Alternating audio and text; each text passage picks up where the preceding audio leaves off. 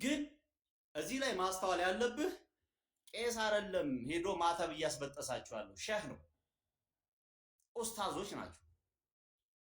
ስለዚህ ውጡና አውግዙ። ራሳችሁ ሙስሊሞች ወጥታችሁ እረፉ፣ ምንድነው እየሰራችሁ ያላችሁት ብላችሁ ተናገሩ። ምንድነው እስልምና ሃይማኖትን እያሰደባችሁ ነው ብላችሁ ተናገሩ። እስልምና ሃይማኖትን ለምንድነው እንደዚህ መቀለጃ ያደረጋችሁብን ብላችሁ ኡስታዞቻችሁን ተናገሩ። ታውቋቸዋላችሁ አይደል?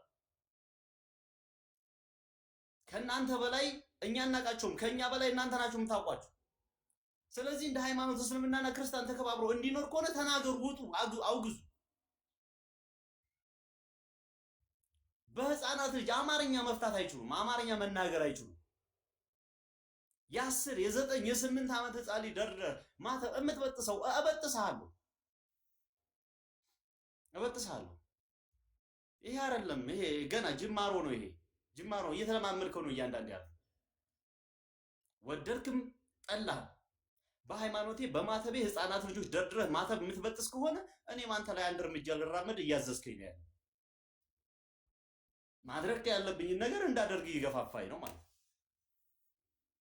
ምክንያቱም ህፃናት እየታረዱ የ8 ወር ህፃን ልጅ አትወልጅም ተብላ እየተገደለ አባቶች ተደፍረው እየተገደሉ እስከ ልጆቻቸው እስከ ዛሬ ይሄ ሰው ነው የሞተው ብለን ዝም አልን። ቤተክርስቲያን ተቃጠለ፣ ቤተክርስቲያን ተቃጠለሽ፣ ፍትህ ተባለ፣ ፍትህ አለፈ። እንዴት በህፃን ነፍስ በማያውቁ ህፃናት ልጆች አላሁ አክበር ያ ኢላላህ አንተ እያልክ እንዴት ይሰራል? እሺ ከተደረገ ማተብ ባስበጠሱ ለምን ቪዲዮ ለኛ ተላከ? ለምን ተፖሰተ? ሃይማኖት ከሃይማኖት ለማባላት አይደለም። እኔ ደስ ይለኛል አንተ መስጊድህን እያቃጠልኩ ብታየኝ እኔ ዝም ትለኛለህ? አንተ አንዱን ሸህ እየተሳደብኩ እያዋረድኩ ብታይ ደስ ይልሃል? አይልህም። ስለዚህ በህፃናት ልጆች የተመጣው ትላንትና ነግረውናል። እስከ አማራ ሳይንት ደቡብ ክልል ወሎ ቤት አማራ ድረስ እጃችንን ዘርግተናል። በቪዲዮ ለቀውታል። እስከ አማራ ሳይንት ከሶማሌ እስከ አማራ ሳይንት ድረስ ኬሚሴ ደሴ ይዘን በቪዲዮ መጥተው ራሳቸው ታጣቂ ኃይሎች ነግረውናል። እጃችን አለበት ብሏል።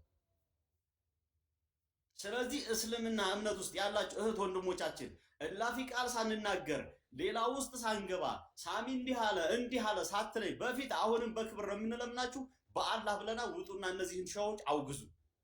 በህፃን ልጅ ማተብ እየበጠስክ ያንተን እስልምና ልታስዝ አልፈቅድልህም። ቤተሰብ አላችሁ፣ ክርስቲያኖች ናችሁ፣ አለቅ። ከዛ ውጭ ግን ከዚህ በኋላ ኃላፊነት አልወስድም።